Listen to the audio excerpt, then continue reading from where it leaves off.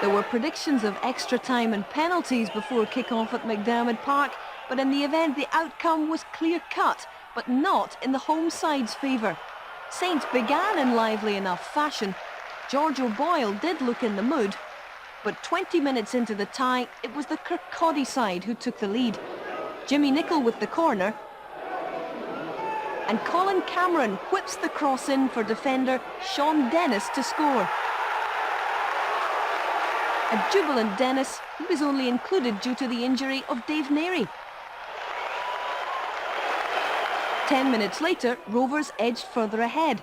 St Johnstone were on the attack, but the move would end up in a score at the other end. Nicholl controlling the midfield again, and the ubiquitous Cameron sends it right to Danny Lennon.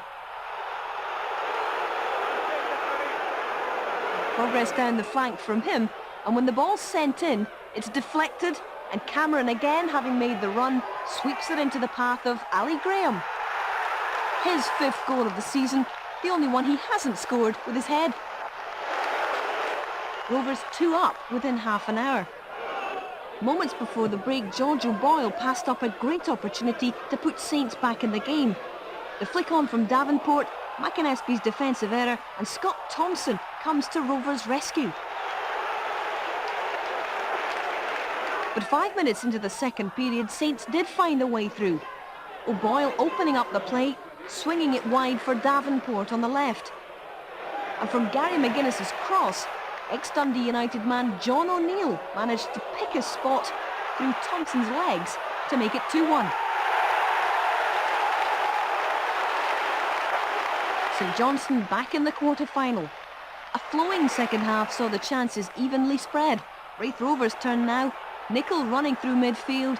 He sends it wide for Crawford, and a powerful angled header from Cameron saved superbly by Andy Rhodes. No luck for the midfielder voted man of the match. At 21, he's the product of Raith's youth policy. He looks a terrific prospect. Paul Sturrock's side pushed for the equaliser.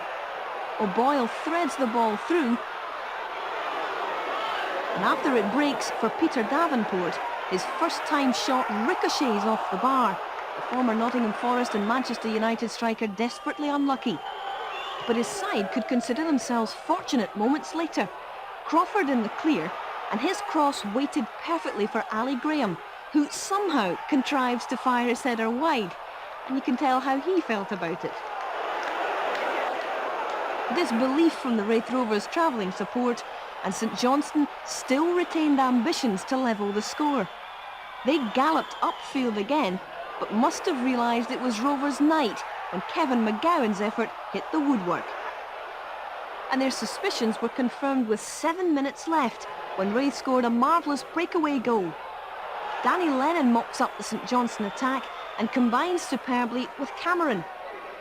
St Johnstone defender Paul Cherry plays Lennon onside, and there were absolutely no doubts in his mind as he took on Rhodes to crisply kill off St Johnstone's cup hopes. Raith Rovers' travelling band of 2,000 fans celebrate their first semi-final spot since taking on Celtic 31 years ago in the Scottish Cup. I've seen the support tonight, and I think it means everything to them. I couldn't tell you the last time they were in a semi-final of a cup, and maybe, I don't know, 20, 25 years, and it means a lot to the town of Kirkcaldy and to the players in the dressing room especially, you know. That goal must have meant a lot to you as well. First one with the foot, I gather, this season. That's right. I got a bit of fright when I seen it kind of bouncing for me, but at the end of the day it went in the back of the net, and I thought at 2-0, I thought we were going to cruise to a victory, you know, but the second half proved otherwise. So you've seen all 13 goals from the Coca-Cola Cup quarter-finals.